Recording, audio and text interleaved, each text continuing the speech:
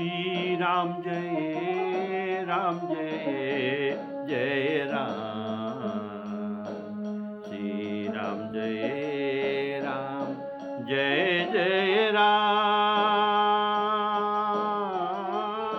श्री राम जय राम जय जय राम, श्री राम जय जय राम। हमारे आदरणीय श्रोता बंधुओं को मेरी तरफ से सादर सब प्रेम राम राम कहकर सबको राम कथा को स्वागत करता हूँ। बोलिए श्री राम जय राम जय जय राम, श्री राम जय राम जय जय राम,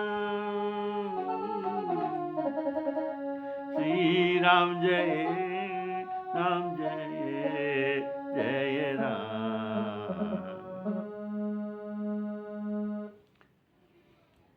आप लोग पिछले एपिसोड में सुन रहे थे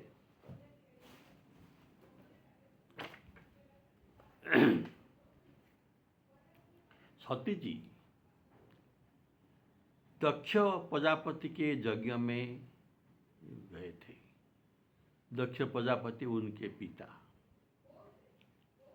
वहां ये देखा क्या, वहां अपने पति शिवजी का अपमान हो रहा है। इनके लिए कोई बलि भाग दिया नहीं गया है। तो इसी कारण ये क्रोधित होते हैं और सोचते हैं कि मेरा पिता दक्ष प्रजापति से मेरा उत्पन्न हुआ है, इनके शुक्र से, इनके वीर्य से मेरा उत्पन्न हुआ है, तो ऐसे शिव निंदक के पुत्री होने का मैं घृणा करता हूँ और यह शरीर को मैं त्याग करता हूँ। ऐसा कहकर ऐसा मन में संकल्प किया। फिर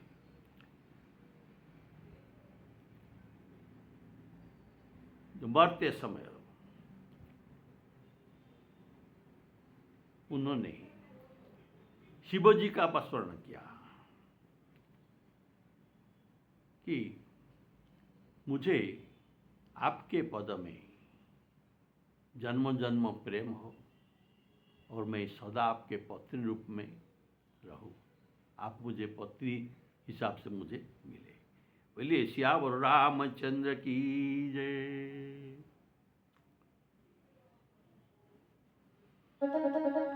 सती मरत हरिशन वर मांगा। हरिशन वर मांगा अर्थात श्री राम जी से वर मांगते हैं, हे राम जी आप मेरा दुख को दूर कीजिए। सती मरत हरिशन वर मांगा, जन्म जन्म शिव पद अनुरागा, जन्म जन्म शिव पद अनुरागा। तो मरते समय जो जैसा संकल्प करके मरते हैं और अंत में जो चिंताधारा रहता है उसी के अनुसार इसका जन्म मिलता है, शरीर मिलता है। गीता में तो आपने सुना है, अंत काले च मामेव स्वरं मुक्त्वा कलेवरं य प्रयाति समद्भावं जाति नस्तत्र संशयः, जं जं वापि स्वरं भाव त्यजत्यन्ते कलेवरं तं तमेवेत्ति कौन्तेय सदा तद्भाव भावितः। श्री कृष्ण भगवान गीता में तो ये बात कहते हैं, मरते समय हो अंत काल में जो अंत निश्वास होता है, उसी समय जो संस्कार मन में रहता है, जो चिंताधारा मन में रहता है, ये उसी को प्राप्त होता है। अगर कोई भूतगण को चिंता करता है तो उसे भूत प्राप्ति होता है, पितृगण को चिंता करता है तो पितृ प्राप्ति होता है, और जो विष्णु को चिंता करके मरते हैं वो विष्णु लोक को प्राप्ति होता है। जानती भूतगणा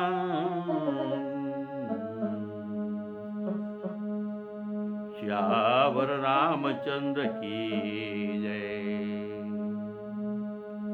पितृं जानती पितृव्रता भूतानि जानती भूतेज्या जानती मद्याजिनोऽपि माम्।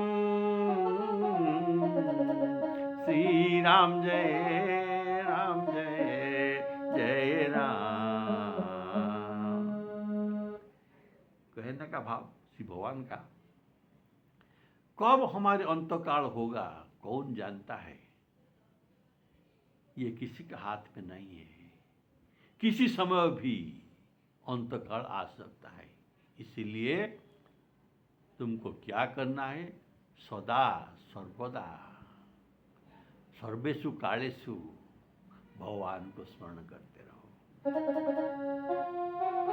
तस्मात् सर्वेषु कालेषु मामनुस्मरयुध्यत मयार्पित मनोबुद्धि मामेवस्यसि असंशयम्। इसलिए सर्वेषु कालेषु भगवान का स्मरण करना चाहिए। कब अंतकाल आ जाए हमारे हाथ में, तो हम इतना ये योगी नहीं, तो जो अंतकाल हम यही सोचकर मरेंगे। लेकिन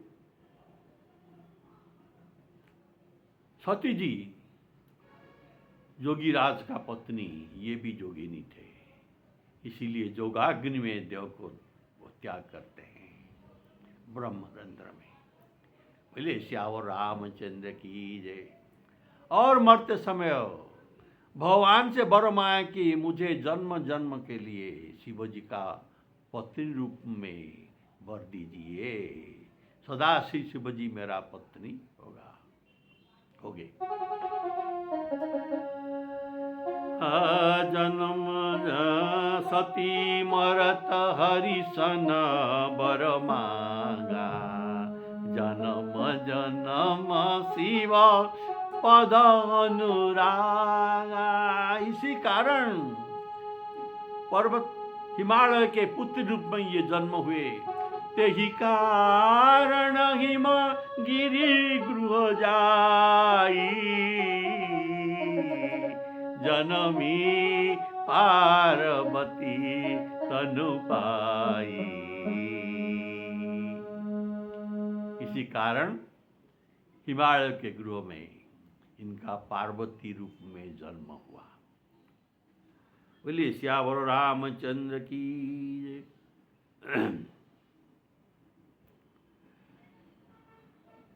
तो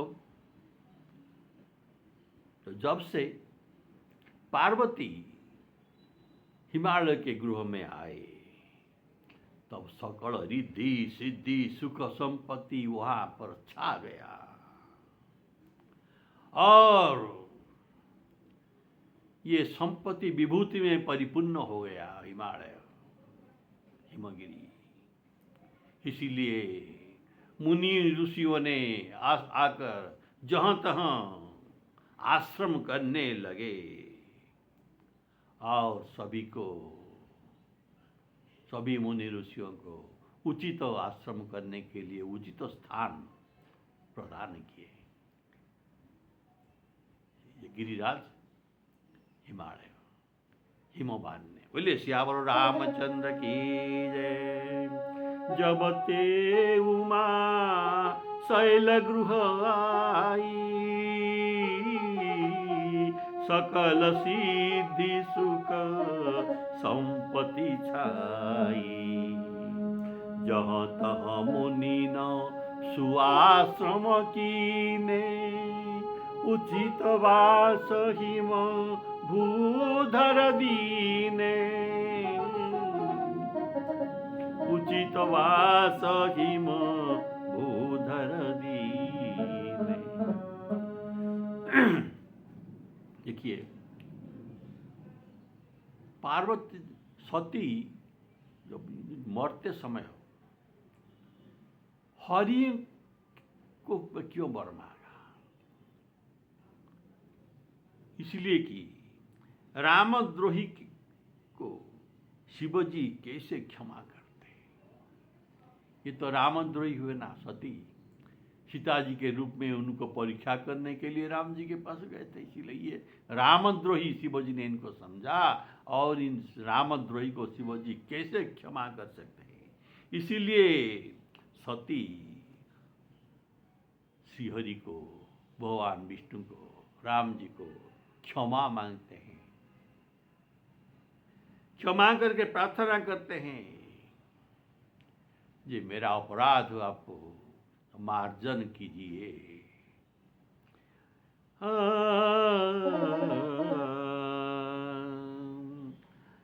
तो इस प्रकार और एक उदाहरण है, अर्थात जो अपराध करते हैं ये विष्णु इनको क्षमा नहीं करते। जैसे दुर्वासा अम्बरीश महाराजा के अपराध किया तो अम्बरीश महाराजा ने कहा निराश्रय मांग जगदीश रक्ष। तब श्री हरि ने अपना सुदर्शन चक्र भेजा और इनके रक्षा किए दुर्वासा मुनि के कोप से, और इनके रक्षा करने पर ये सुदर्शन चक्र दुर्वासा मुनि के पीछे गया। इनके पीछे पीछे ये चलता रहा। तब ये आकर दुर्वासा मुनि ने भगवान से क्षमा प्रार्थना करते हैं, क्योंकि जो भक्तों के अपराध करते हैं उनको कभी भगवान माफ नहीं करते। जो अपराध भगत कर करई, राम रोष पावक सो जरई। बोले सियावर रामचंद्र की। इसीलिए राम जी से प्रार्थना करके क्षमा मांगते हैं और उनको वर मांगते हैं, मुझे शिव जी से जन्म जन्म के लिए ये मेरा पति रूप में मैं उनको प्राप्त कर सकूं। यही कारण, अर्थात हिमालय पुत्री प्राप्त करने के लिए तपस्या कर रहे थे, उमा का भाव।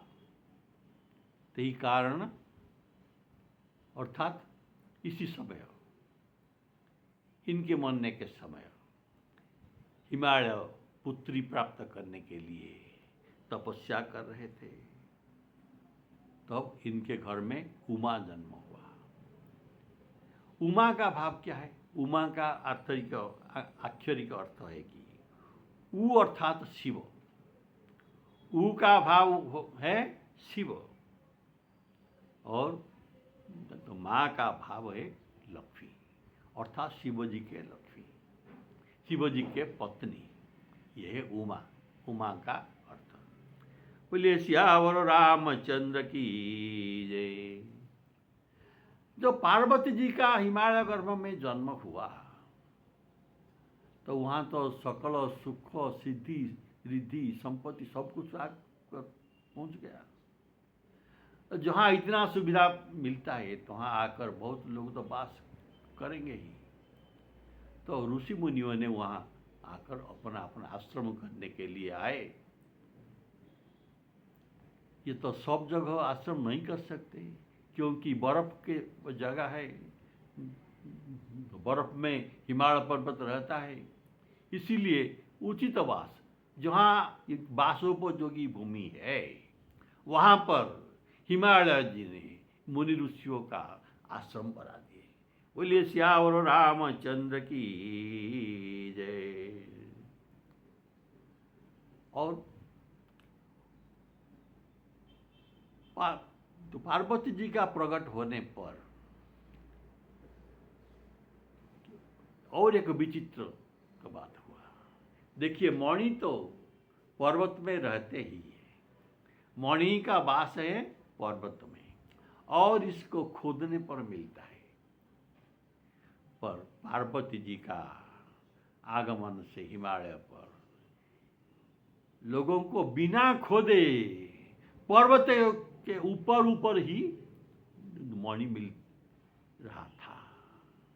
अर्थात इन्होंने, मणियों ने ऊपर आकर प्रकट हो गए, अंदर नहीं रहे, खनि के अंदर। बोलिए सियावर रामचंद्र की जय।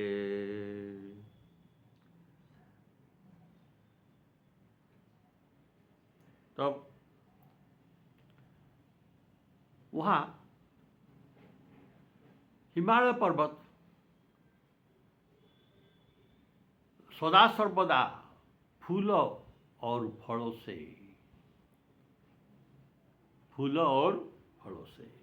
भरा रहा। सदा हरित वर्ण, सदा सबुज वर्ण रहा। तो बहुत सारे वृक्षों का वृद्धि हो गई और पर्वत हिमालय बहुत सुंदर देखने लगा। बोलिए सियावर रामचंद्र की जय। और मणियों ने भी ऊपर आकर प्रकट होने लगे। सदा सुमन फल सहित सब,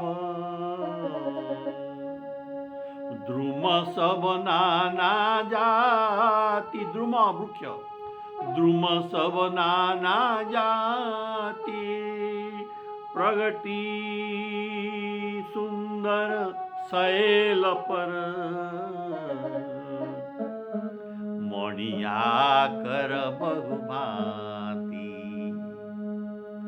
मणिया कर बहुभांति।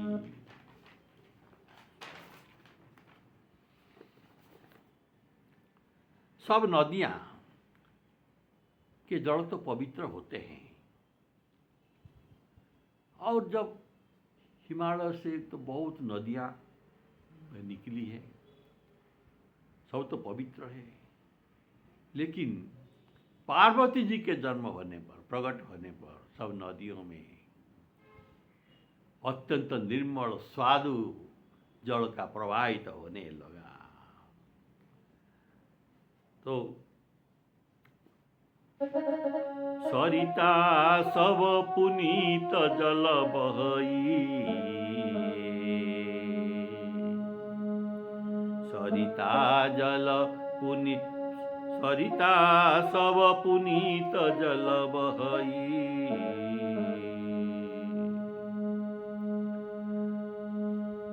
खग मृग मधुप सुखी सब रही,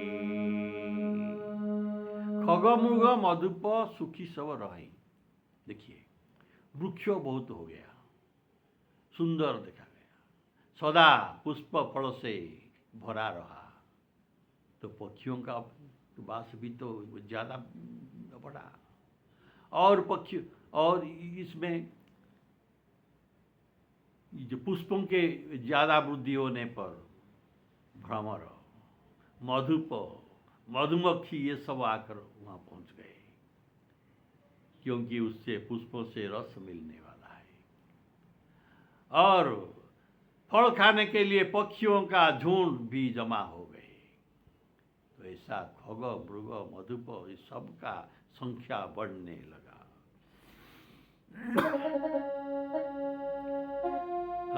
खग मृग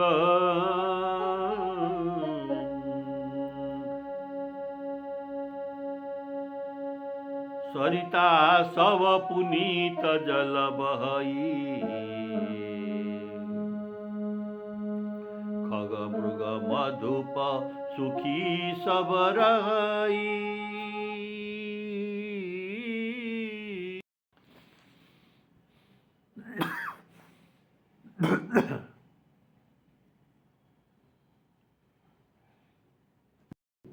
सब जीवों अपना अपना वैरिभाव भी छोड़ दिए।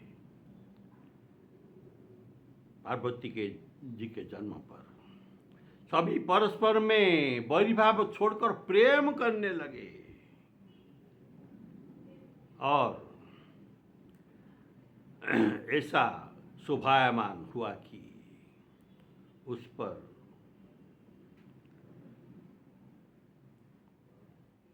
वहाँ हिमालय में राजा के घर, हिमालय राजा के घर में सदा नित्य मंगल उत्सव होने लगा और इनका जस ब्रह्मा आदि भी गान करने लगे। सहज भयरु सब जीवन त्यागा, सकल करहि गिरि पर अनुरागा। गिरि पर सकल करहि अनुरागा। सरिता सब पुनीत जल बहहि, खग मृग मधुप सुखी सब रही। सहज बयरु सब जीवन त्यागा, गिरि पर सकल करहि अनुरागा। सोह शैल गिरिजा गृह आए, जिमि जनु राम भगति के पाए।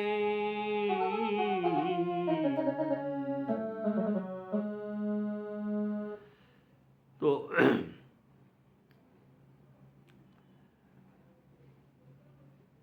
बोले श्यावर रामचंद्र की जय। सब जीवों में वैरभाव भी कट गया और उनमें मित्र भाव बन गया। अर्थात ये सब जन्मगत वैरभाव को सब भूल गए।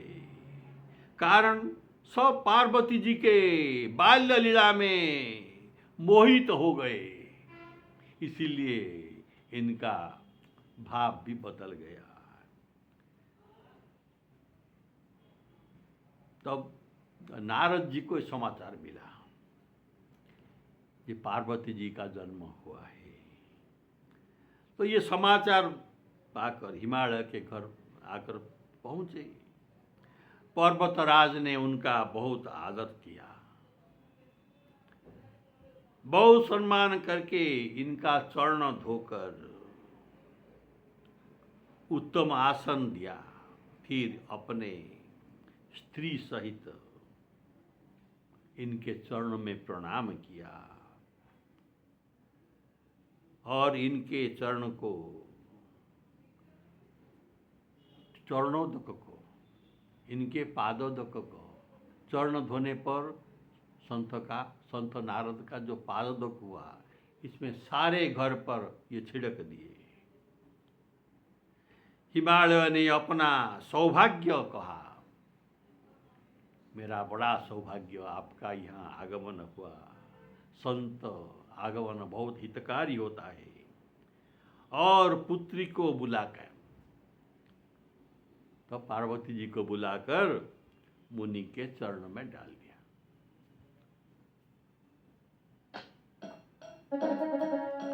नारद समाचार सब पाए, कौतुक ही गिरि गेह सिधाए।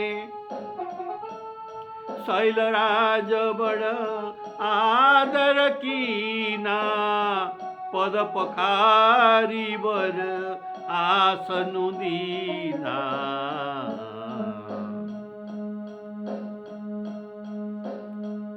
नारी सहित मुनि पद सिरुनावा चरण सलिल सब भवनो सिंचावा निज सौभाग्य बहुत गिरिवरना सुता बोली मेली मुनि चरणा।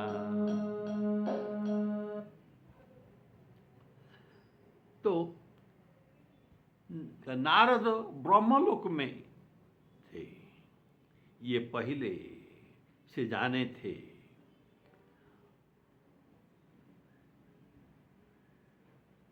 अब आकर इनका नामकरण किया, इनका पार्वती जी का नामकरण किया। कहा कि नाम उमा अंबिके भवानी, नाम उमा अंबिके भवानी। उमा, अंबिका और भवानी, ये 3 नाम दिया। बोलिए श्यावर रामचंद्र की जय। देखिए नारद जी का पाद धोत इनका चरण को सब घर में छिड़काया, अपने अपने घर को पवित्र किया। क्योंकि संत का पदो धौत जल पदोदक, ये सर्व तीर्थमय कहा गया है। इसमें सब तीर्थों का निवास स्थान है। उसको सिंचन से गृह पवित्र होता है, वंश वृद्धि होता है और दरिद्रता आदि सकल अनिष्ट सब नष्ट हो जाता है। इनका सेवन से अंतःकरण भी शुद्धि हो जाता है। ये है संतों का जो पादोदक में इतना प्रभाव है, इतना महत्व है। और कहा हे मुनिवर, आप सर्वज्ञ हैं। हिमालय जी कहते हैं हे मुनिवर, आप सर्वज्ञ हैं और आप त्रिकालज्ञ हैं, आप सर्वत्र गति कर सकते हैं, आपको सब कुछ मालूम है। तो मेरे कन्या के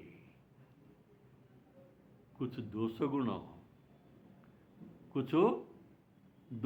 आप कहिए।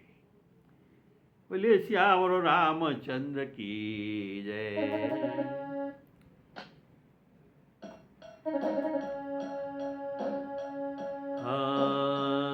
त्रिकालज्ञ सर्वज्ञ तुम, त्रिकालज्ञ सर्वज्ञ तुम, गति सर्वत्र तुम्हारी। कहु सुता के दोष गुण, मुनिवर हृदय विचारी। मुनिवर हृदय विचारी।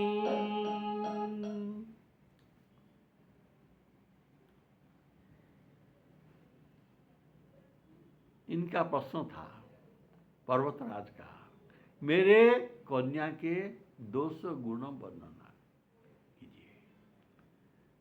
तो इस पर नारद जी हंसने लगे। ये तो जगतदम्बा पार्वती है, इनके पास तो गुण ही गुण है, इनके पास दोष कहाँ है? जो पर्वतराज पूछते हैं पहले मेरा कन्या का दोष कहिए, फिर इनका गुण भी कहिए, दोष गुण। तो ये पहले गुण ही वर्णना करते हैं और आगे भी जो वर्णना करेंगे ये भी गुण ही होगा, क्योंकि इनके पास तो दुर्गुण नहीं है। बोलिए श्यावर रामचंद्र की। और यह स्वभाव से ही नारद जी कहते हैं ये इनके पास सर्वगुण संपन्न है।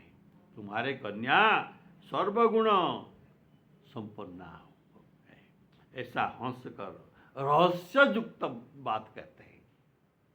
देखिए नारद जी का जो बात अभी कहेंगे ये सब रहस्ययुक्त ये बात।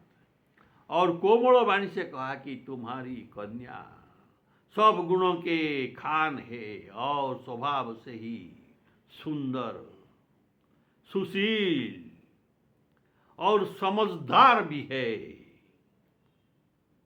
इनका नाम मैं उमा, अंबिका, भवानी 3 नाम देता हूँ। आप जब जो नाम चाहें बुला सकते हैं। और ये कन्या अत्यंत सुलक्षणा है, संपूर्ण लक्षण, सर्व लक्षण पूर्ण से संपन्न है। यह अपने पति को सदा प्यारी होगी। देखिए कितना ये सब सुनते हैं, इनका मनमुग्ध हो रहा है। मेरे कन्या जो जन्म हुआ है, इनका इतना सब लक्षण है। राजा रानी ये बात सब पार्वती के माता पिता सब सुन रहे हैं। और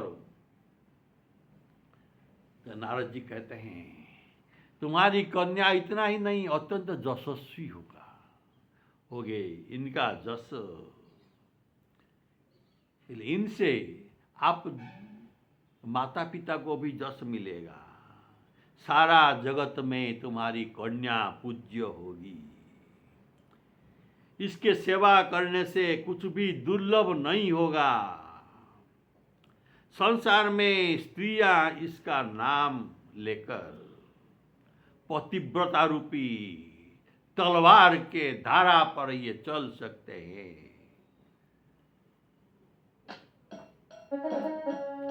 कह मुनि बिहसी गूढ़ मृदुमानी,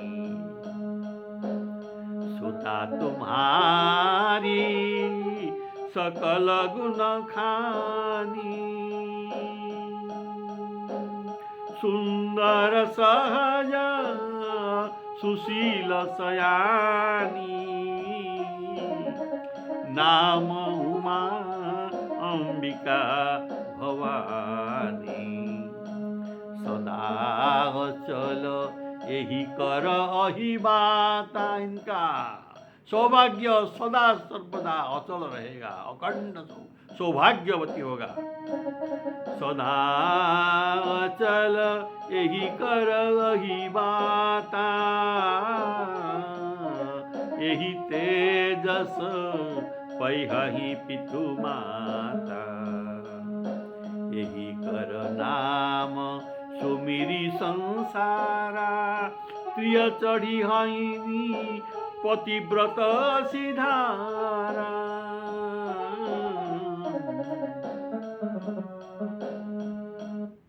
बोलिए सियावर रामचंद्र की जय। देखिए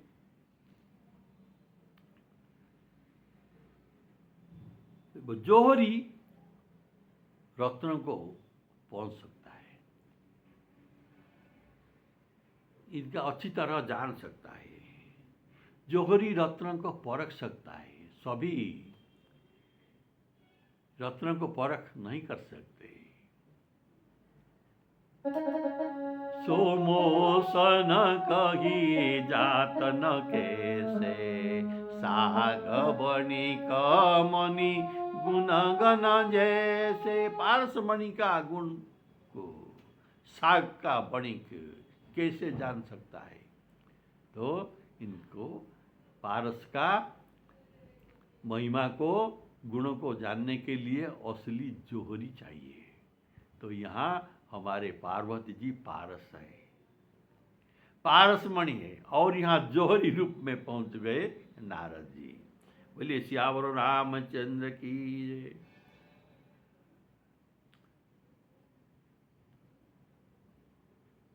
जोहरी गति,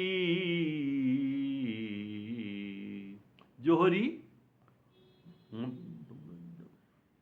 तो मणि का गति को कह सकते हैं। बोलिए सियावर रामचंद्र। जो कोई जोहर होई, तो जैसे इसी कारण नारद सब जानते हैं, इनका सब गुण और जान गए, इसलिए हंसने लगे। नारद मुनि इसलिए पार्वती जी का सब लक्षण जान गए और जान गए कि ये साधारण बालिका नहीं है, ये जगदम्बा है, इसीलिए हंसने लगे। बोलिए श्यावर रामचंद्र की जय। तो हंसने, नारद जी का हंसने का दूसरा कारण है कि इनके गुण सुनकर खुशी तो हो गए अभी, लेकिन इनका वर में, इनका वर का जो स्वरूप है, इसे सुनकर ये चौंक जाएंगे। अभी गुणों को सुनने दो। बोलिए श्यावर रामचंद्र की जय। तो तीसरा कारण है नारद जी का हंसने का, ये आज कैसे विलक्षण लीला है कि आज ऐसा कैसा विलक्षण लीला हो रहा है कि जगत जननी के हाथ देख रहा हूं। मैं नारद आज जगत जननी के हाथ देख रहा हूं। बोलिए श्यावर रामचंद्र की जय। तो और ये अपना हाथ भी दिखा रहे देखने के लिए। तो आज का प्रसंग यहाँ पर रखिए, अगले एपिसोड में पूरा गुण दोष को बताऊंगा। सीताराम अर्पणमस्तु।